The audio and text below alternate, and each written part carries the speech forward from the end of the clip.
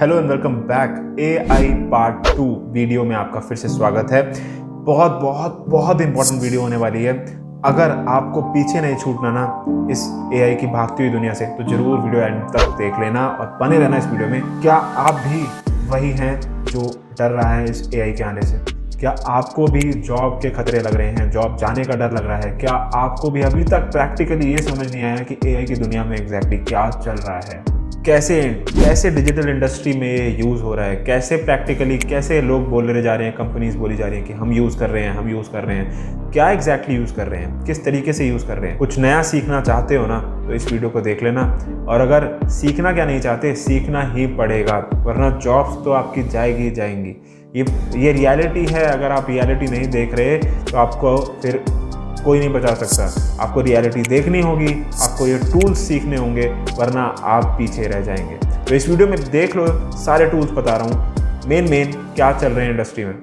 Video देख लोगे तो आप खुद बोलोगे एंड में कि क्या बात है यार, वीडियो में मज़ा आ गया और क्या AI जादू कर रहा है, आपको वो समझ आ जाएगा। पहले पार्ट में हमने बात की थी कि गूगल ने किस तरीके से क्या क्या चीज़ें लॉन्च करने वाला है आने वाले टाइम में। जनरेटिव AI की हमने बात की थी, जो वो सर्च के अंदर हो सकता है आने वाले टाइम में ले आएगा। इस वीडियो में हम टूल्स देखेंगे जो इंडस्ट्री के अंदर कुछ चल रहे हैं। सारे टूल्स दिखाना बहुत मुश्किल है और उस पर वीडियो बहुत लंबी हो जाएगी, और सारे तो मैंने भी खुद यूज़ नहीं किया अभी, लेकिन जो मैंने यूज़ किए हैं और उसमें से कुछ टूल्स जो मैं आपको इस वीडियो में प्रिसाइज करके दिखा सकता हूँ और आपको एक प्रैक्टिकल एक्सपोजर दे सकता हूँ कि क्या चल रहा है एग्जैक्टली इंडस्ट्री के अंदर। तो चलिए शुरू करते हैं। मैं हूँ युवराज, ड्रीम एक्सपेंचर्स में आपका फिर से स्वागत है और देख लेते हैं इस वीडियो के अंदर AI को। तो सबसे पहले AI के अंदर ना ये 5 चीज़ें हैं। 5 चीज़ें क्या हैं, किस तरीके से वर्क करता है एग्जैक्टली AI, आपको ये समझना है। वो 5 चीज़ें हैं टेक्स्ट टू टेक्स्ट। बेसिकली आपने कुछ टेक्स्ट डाला और आपको टेक्स्ट में ही रिस्पॉन्स मिला। उसके बाद आता है टेक्स्ट, जिसको आप टेक्स्ट टू टेक्स्ट की जगह टेक्स्ट टू कंटेंट भी बोल सकते हैं। फिर दूसरा आता है टेक्स्ट टू इमेजेस, जहां आपने टेक्स्ट डाला और फिर आपको कोई इमेज मिल गई। फिर आता है टेक्स्ट टू ऑडियो, फिर आपने टेक्स्ट डाला और आपको कोई म्यूजिक मिल गया, कोई ऑडियो मिल गई। या आपने टेक्स्ट डाला, फिर आता है वीडियो मिल गई, टेक्स्ट टू वीडियो। और लास्ट में टेक्स्ट टू कोड, मतलब आपने टेक्स्ट डाला और आपको सीधा कोड बना के मिल गया, या आपको सीधा आपने वेबसाइट उससे डायरेक्टली डिज़ाइन कर ली। तो ये 5 चीज़ें हैं जो मेन AI में चल रही हैं। अगर आपको बेसिक समझ आ गया हो तो बेसिक यही है हमारा, और इसी के अराउंड सारी चीज़ें रिवॉल्व करती हैं। इसी के अराउंड सारे टूल्स हैं, बहुत सारे मार्केट के अंदर जो US में बन चुके हैं, इंडिया में आ गए हैं। बहुत सारे पेड फ्री कुछ टूल्स हैं जो आप यूज़ कर सकते हैं और सीखना चालू कर सकते हैं। तो हमारा सबसे पहला है टेक्स्ट टू टेक्स्ट। इस पार्ट के अंदर मैं यही कवर करूँगा क्योंकि सबसे मेन और सबसे इंपॉर्टेंट आपके लिए ये रहेगा। Text to content, text to text, कुछ भी बोल लीजिए आप। तो चलिए लेके चलता हूँ आपको स्क्रीन पे। और सबसे पहला और इम्पॉर्टेंट टूल जो इंडस्ट्री के अंदर यूज़ हो रहा है, जो आप नाम जानते हैं, ChatGPT, generative pre train transformer. चलिए बिना टाइम गवाए स्क्रीन पे चलते। तो अब हम आ गए हैं ChatGPT के प्लेटफॉर्म के ऊपर, जैसे कि आप देख सकते हैं। तो सबसे पहले इसके अंदर GPT-3 और GPT-4 जो आ चुका है ऑलरेडी। GPT-3 फ्री है और GPT-4 जो है पेड है। तो बस यही डिफरेंस है। और GPT-4 के अंदर और ज़्यादा कैपेबिलिटीज़ हैं, और ज़्यादा उसका रिस्पॉन्स टाइम अच्छा है, उसका रिस्पॉन्स देने के क्वालिटी में बहुत फ़र्क है। तो इसी तरीके से कुछ अंतर हैं, लेकिन वो पेड है। और GPT-3 जो फ्री है, जो आप यूज़ कर सकते हैं। तो जब मैं ये वीडियो बना रहा हूँ तब GPT-3 फ्री है और वो इस तरीके से दिखता है। हो सकता है जब ये वीडियो लाइव जाए आने वाले टाइम में थोड़े बहुत चेंजेस हो जाएं इस प्लेटफॉर्म पे, तो वो आप देख लीजिएगा। इसका एग्जैक्टली यूज़ केस क्या है, आपको ये समझना बहुत ज़रूरी है। ChatGPT का प्लेटफॉर्म हम इस पे हैं इस समय। यूज़ केस क्या है, प्रैक्टिकल इम्प्लीमेंटेशन कैसे करनी है, वही मैं दिखाने वाला हूँ। बने रहना बहुत इंपॉर्टेंट है, आपको ये सीखना ज़रूरी है। मैं फिर से बोल रहा हूँ, बहुत ज़्यादा ज़रूरी है। अगर नहीं सीखा तो पीछे रह जाओगे। और आज आपको यहाँ पे जादू मिलेगा, आपको वैल्यू मिलेगी, सच बता रहा हूँ। इस वीडियो में ये वाला आप चीज़ देख के जाना। अब मान लेते हैं कोई क्लाइंट आपके पास आया जिसको आपको सोशल मीडिया का काम करके देना है। अब आपको उसके लिए कंटेंट कैलेंडर डिज़ाइन करना है। तो अब कैसे कर सकते हैं हम एग्जैक्टली इसके थ्रू, कैसे इसकी मदद लेके हम कर सकते हैं, आओ देखते हैं स्क्रीन के ऊपर। तो एक एग्जाम्पल मैंने आपके लिए निकाल के रखा था, मैंने सोचा आपके साथ शेयर करूंगा। मैं अभी रिसेंटली एक वेबिनार ले रहा था, मैंने उसमें वो एग्जाम्पल देखा, मुझे अच्छा लगा, तो मैंने सोचा आपके साथ शेयर करूं। तो बेसिकली सबसे पहले आपको क्या करना है, कंटेंट कैलेंडर बनाना है, ठीक है। तो सोशल मीडिया में आपको क्या क्या चीज़ें देखनी होती हैं, सबसे पहले अपने दिमाग में वो सेट कर लीजिए। क्या होता है, क्लाइंट को हो सकता है वो किसी एक पर्टिकुलर नीश में होगा, उसकी ऑडियंस कौन सी है, उसका प्रोडक्ट क्या है, उस तरीके की टारगेटिंग आपको हो सकता है करनी हो। फिर हो सकता है आप, अब मान लेते हैं हम इंडिया में बैठे हैं, हम इंडिया में फेस्टिवल्स के अकॉर्डिंग सोशल मीडिया कैलेंडर बनाते हैं, हम फेस्टिवल्स आता है उस पर सोशल मीडिया पोस्ट डालते हैं, तो वो सारी चीज़ें आप कैसे ऑटोमेटिकली कर सकते हो, कैसे ऑटोमेटिकली कंटेंट उसके लिए जनरेट कर सकते हो, चलो दिखाता हूँ आपको। तो सबसे पहले हम यहाँ पे गए, हमने यहाँ पे प्रॉम्प्ट डालना होता है। प्रॉम्प्ट डालने का मतलब है कि हमें यहाँ पे उसको क्वेरी देनी है जिससे वो रिस्पॉन्स देगा।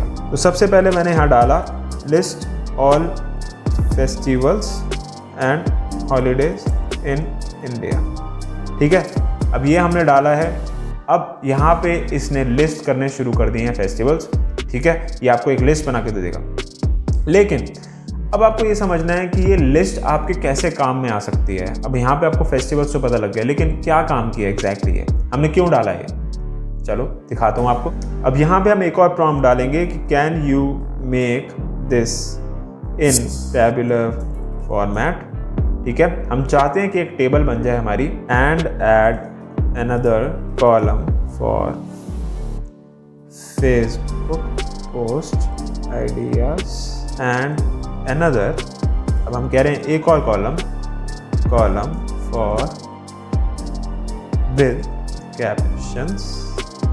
हम एक और चीज़ ऐड कर लेते हैं इसमें, इमोजीज एंड हैशटैग्स। यहाँ हम लिखते हैं पर्टिकुलर 10 हैशटैग्स, ठीक है। अब मैंने उसको बोला कि मुझे एक टेबल बना के दे दे जिसके अंदर मेरी फेसबुक पोस्ट के आइडियाज़ भी आ जाएं उन फेस्टिवल्स के रिलेटेड, और 10 हैशटैग्स भी आ जाएं, इमोजीज भी आ जाएं। तो आप देख रहे हो जादू, देख रहे हो आप, मतलब आप जादू देख रहे हो स्क्रीन के ऊपर, मतलब कैसे मिनटों सेकंडों के अंदर उसने ये चीज़ मेरे लिए बना दी, जो अगर मैं मैनुअली बनाने लगूंगा अभी तो मुझे, आपको पता है, आपको खुद पता है कितना टाइम लगेगा। तो मतलब पूरी उसने टेबल बना दी, और मतलब क्या नहीं है इसमें। अब आप देखो, इसने दिखा दिया फेस्टिवल ये है, फेसबुक पोस्ट आइडियाज़, जैसे share a patriotic quote, post a picture of the Indian flag, highlight significance. तो बेसिकली आइडिया दे दिया इसने, अब आपको इसके अराउंड कंटेंट बनाना है, राइट। तो फिर कैप्शन दे दी, proud to be an Indian, happy Republic Day, emojis, यहाँ पे इमोजी दे रहा है, और फिर उसने हैशटैग्स दे दिए उसके रिलेटेड। अब हम इसको चाहे तो ये, अब आप देखो इसने हैशटैग्स तो दिए, लेकिन इसने 3 हैशटैग्स दिए, तो हम इसको इंक्रीज करा सकते हैं, चाहे हम इसको कम करा सकते हैं। उसने जो 10 हैशटैग्स थे वो ऐड नहीं करे, तो कहीं कहीं वो भी मिस्टेक करेगा, कहीं कहीं पे वो भी छोड़ेगा। तो जैसे आपने ये देखो यहाँ पे इसने हैशटैग दिया, तो आपको इसको रिफाइन करते रहना पड़ेगा। It is all about crafting, और उसके बाद हमें चीज़ें रिफाइन करते जानी है। अब आपने देखा कि ये जेनरिक आ गई। अब मेरे को मान लो आपका क्लाइंट जो है वो किसी पर्टिकुलर नीश में है, मान लेते हैं रियल एस्टेट ओनर है, बिजनेस ओनर है। अब उसके स्पेसिफिक मुझे सोशल मीडिया कैलेंडर बनाना है, ठीक है। तो और फिर उसकी ऑडियंस भी टारगेट करनी है, उसकी ऑडियंस टारगेटिंग भी एकदम अलग होगी। जेनरिक तो उसके लिए पोस्ट नहीं बनाएंगे ना हम, उसकी स्पेसिफिक ऑडियंस के लिए बनाना है। तो कैसे करना है वो, चलो देख लेते हैं फिर से।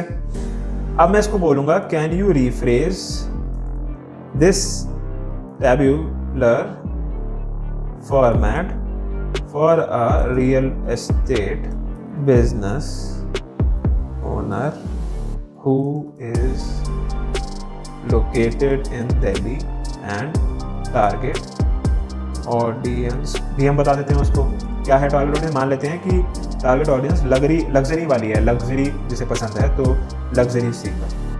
जादू होने वाला है दोबारा से। देख रहे हैं आप किस तरीके से प्रॉम्प्ट डालते ही वो सेकंडों के अंदर आपके लिए फ्रेज कर देता है चीज़ों को। प्रॉम्प्ट डालते ही फिर से उसने चीज़ें बनाई, और इस बार देखो उसने इसके हैशटैग्स जो पिछली बार मिस हो गए थे उसने दोबारा से समझे और वो डाले। तो इस तरीके से वो डेवलप करता है। अब आप देखो अगर ध्यान से, तो उसने क्या किया, फेसबुक आइडिया पोस्ट में showcase luxury properties with a patriotic theme, celebrate the spirit of luxury living this Republic day. उसने एक फील, उसने एक कॉन्टेक्स्ट डाल दिया कि अब आपकी जो वो पोस्ट है, जैसे देखो celebrate independence style with in our excessive luxury properties in Delhi, और फिर उसी से रिलेटेड हैशटैग्स डाल दिए। उसी से आप देखो इमोजीज भी कुछ प्रॉपर्टी रिलेटेड डाल दिए, और luxury living, independence, Delhi real estate, इस तरीके से ये डेवलप करता है। क्या ये जादू नहीं है? क्या ये सेकंडों का काम आपको कितने दिन लगते हैं करने में? क्या आप मानते हैं या नहीं मानते? अब मैं इसमें कुछ भी रिफाइन कर सकता हूँ, उसको कितना भी रिफाइन कर सकता हूँ, क्योंकि सबसे खास बात इसकी यही है कि ये जनरेटिव प्री ट्रेन ट्रांसफॉर्मर है। मतलब कि आपकी पिछली चीज़ों को याद रखता है। अब जैसे मान लेते हैं please add 10 more hashtags to each post, to each, खाली इतना भी लिख दोगे तब भी वो समझ जाएगा। देखिए आप, उसने डाल दिया, सब में उसने कर दिए, बढ़ा दिए हैशटैग्स।